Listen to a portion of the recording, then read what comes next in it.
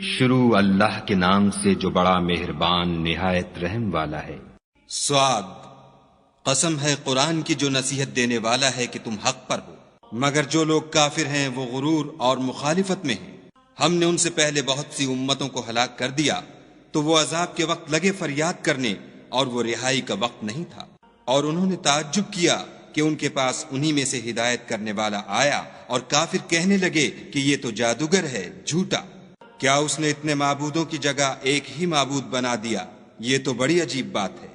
تو ان میں جو معزز تھے وہ چل کھڑے ہوئے اور بولے کہ چلو اور اپنے معبودوں کی پوجا پر قائم رہو، بے شک یہ ایسی بات ہے جس سے تم پر شرف و فضیلت مقصود ہے۔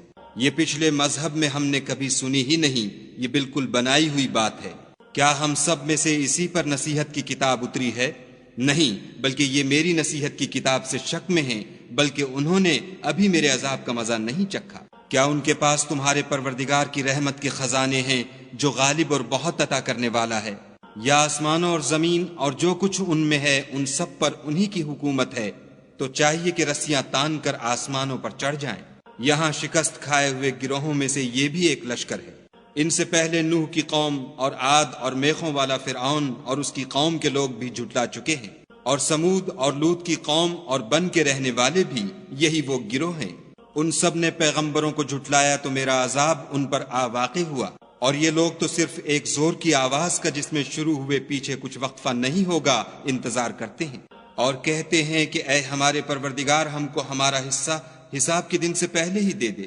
اے پیغمبر صلی اللہ علیہ وآلہ وسلم، یہ جو کچھ کہتے ہیں اس پر صبر کرو، اور ہمارے بندے داؤد کو یاد کرو جو صاحب قوت تھے اور بے شک وہ رجوع کرنے والے تھے۔ ہم نے پہاڑوں کو ان کے زیر فرمان کر دیا تھا کہ صبح و شام ان کے ساتھ خدائے پاک کا ذکر کرتے تھے، اور پرندوں کو بھی کہ جمع رہتے تھے، سب ان کے فرما بردار تھے۔ اور ہم نے ان کی بادشاہی کو مستحکم کیا اور ان کو حکمت عطا فرمائی اور خصومت کی بات کا فیصلہ سکھایا۔ بھلا تمہارے پاس ان جھگڑنے والوں کی بھی خبر آئی ہے جب وہ دیوار پھاند کر اندر داخل ہوئے؟ جس وقت وہ داؤد کے پاس آئے تو وہ ان سے گھبرا گئے۔ انہوں نے کہا کہ خوف نہ کیجیے، ہم دونوں کا ایک مقدمہ ہے کہ ہم میں سے ایک نے دوسرے پر زیادتی کی ہے، تو آپ ہم میں انصاف سے فیصلہ کر دیجیے اور بے انصافی نہ کیجیے گا، اور ہم کو سیدھا رستہ دکھا دیجیے۔ کیفیت یہ ہے کہ یہ میرا بھائی ہے، اس کے ہاں 99 دمبیاں ہیں اور میرے پاس ایک دمبی ہے۔ یہ کہتا ہے کہ یہ بھی میرے حوالے کر دے، اور گفتگو میں مجھ پر زبردستی کرتا ہے۔ انہوں نے کہا کہ یہ جو تیری دمبی مانگتا ہے کہ اپنی دمبیوں میں ملا لے، بے شک تم پر ظلم کرتا ہے، اور اکثر شریک ایک دوسرے پر زیادتی ہی کیا کرتے ہیں۔ ہاں، جو ایمان لائے اور عمل نیک کرتے رہے، اور ایسے لوگ بہت کم ہیں۔ اور داؤد نے خیال کیا کہ اس واقعے سے ہم نے ان کو آزمایا ہے، تو انہوں نے اپنے پروردگار سے مغفرت مانگی اور جھک کر گر پڑے اور خدا کی طرف رجوع کیا، تو ہم نے ان کو بخش دیا، اور بے شک ان کے لیے ہمارے ہاں قرب اور عمدہ مقام ہے۔ اے داؤد، ہم نے تم کو زمین میں بادشاہ بنایا ہے، تو لوگوں میں انصاف کے فیصلے کیا کرو، اور خواہش کی پیروی نہ کرنا کہ وہ تمہیں خدا کے رستے سے بھٹکا دے گی۔ جو لوگ خدا کے رستے سے بھٹکتے ہیں ان کے لیے سخت عذاب تیار ہے کہ انہوں نے حساب کے دن کو بھلا دیا۔ اور ہم نے آسمان اور زمین کو اور جو کائنات ان میں ہے اس کو خالی از مصلحت نہیں پیدا کیا۔ یہ ان کا گمان ہے جو کافر ہیں، سو کافروں کے لیے دوزخ کا عذاب ہے۔ جو لوگ ایمان لائے اور عمل نیک کرتے رہے، کیا ان کو ہم ان کی طرح کر دیں گے جو ملک میں فساد کرتے ہیں، یا پرہیزگاروں کو بدکاروں کی طرح کر دیں گے؟ یہ کتاب جو ہم نے تم پر نازل کی ہے بابرکت ہے، تاکہ لوگ اس کی آیتوں میں غور کریں اور تاکہ اہل عقل نصیحت پکڑیں۔ اور ہم نے داؤد کو سلیمان عطا کیے، بہت خوب بندے تھے، اور وہ خدا کی طرف رجوع کرنے والے تھے۔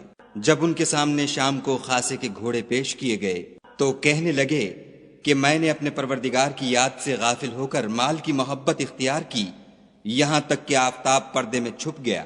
بولے کہ ان کو میرے پاس واپس لاؤ۔ پھر ان کی ٹانگوں اور گردنوں پر ہاتھ پھیرنے لگے، اور ہم نے سلیمان کی آزمائش کی اور ان کے تخت پر ایک دھڑ ڈال دیا۔ پھر انہوں نے خدا کی طرف رجوع کیا اور دعا کی کہ اے پروردگار مجھے مغفرت کر، اور مجھ کو ایسی بادشاہی عطا کر کہ میرے بعد کسی کو شایع نہ ہو، بے شک تو بڑا عطا فرمانے والا ہے۔ پھر ہم نے ہوا کو ان کے زیر فرمان کر دیا کہ جہاں وہ پہنچنا چاہتے ان کے حکم سے نرم نرم چلنے لگتی، اور دیووں کو بھی ان کے زیر فرمان کیا۔ یہ سب عمارتیں بنانے والے اور غوطہ مارنے والے تھے، اور اوروں کو بھی جو زنجیروں میں جکڑے ہوئے تھے۔ ہم نے کہا یہ ہماری بخشش ہے، چاہو تو احسان کرو یا چاہو تو رکھ چھوڑو، تم سے کچھ حساب نہیں ہے، اور بے شک ان کے لیے ہمارے ہاں قرب اور عمدہ مقام ہے۔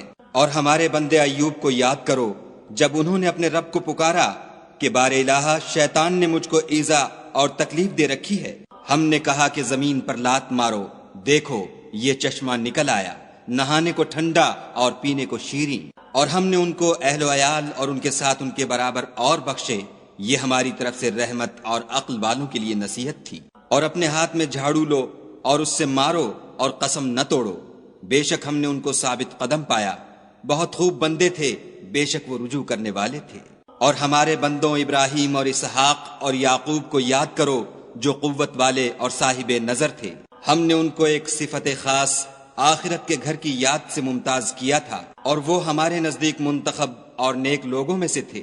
اور اسماعیل اور الیسع اور ذوالکفل کو یاد کرو، وہ سب نیک لوگوں میں سے تھے۔ یہ نصیحت ہے اور پرہیزگاروں کے لیے تو عمدہ مقام ہے۔ ہمیشہ رہنے کے باغ جن کے دروازے ان کے لیے کھلے ہوں گے، ان میں تکیے لگائے بیٹھے ہوں گے، اور کھانے پینے کے لیے بہت سے میوے اور شراب منگاتے رہیں گے، اور ان کے پاس نیچی نگاہ رکھنے والی اور ہم عمر عورتیں ہوں گی۔ یہ وہ چیزیں ہیں جن کا حساب کے دن کے لیے تم سے وعدہ کیا جاتا تھا، یہ ہمارا رزق ہے جو کبھی ختم نہیں ہوگا۔ یہ نعمتیں تو فرما برداروں کے لیے ہیں اور سرکشوں کے لیے برا ٹھکانہ ہے، یعنی دوزخ جس میں وہ داخل ہوں گے، اور وہ بری آرام گاہ ہے۔ یہ کھولتا ہوا گرم پانی اور پیپ ہے، اب اس کے مزے چکھیں، اور اسی طرح کے اور بہت سے عذاب ہوں گے۔ یہ ایک فوج ہے جو تمہارے ساتھ داخل ہوگی، ان کو خوشی نہ ہو یہ دوزخ میں جانے والے ہیں، کہیں گے بلکہ تم ہی کو خوشی نہ ہو، تم ہی تو یہ بلا ہمارے سامنے لائے ہو، سو یہ برا ٹھکانہ ہے۔ وہ کہیں گے اے پروردگار جو اس کو ہمارے سامنے لایا ہے اس کو دوزخ میں دونا عذاب دے، اور کہیں گے کیا سبب ہے کہ یہاں ہم ان شخصوں کو نہیں دیکھتے جن کو بروں میں شمار کرتے تھے؟ کیا ہم نے ان سے ٹھٹھا کیا ہے یا ہماری آنکھیں ان کی طرف سے پھر گئی ہیں؟ بے شک یہ اہل دوزخ کا جھگڑنا برحق ہے۔ کہہ دو کہ میں تو صرف ہدایت کرنے والا ہوں، اور خدائے یکتا اور غالب کے سوا کوئی معبود نہیں۔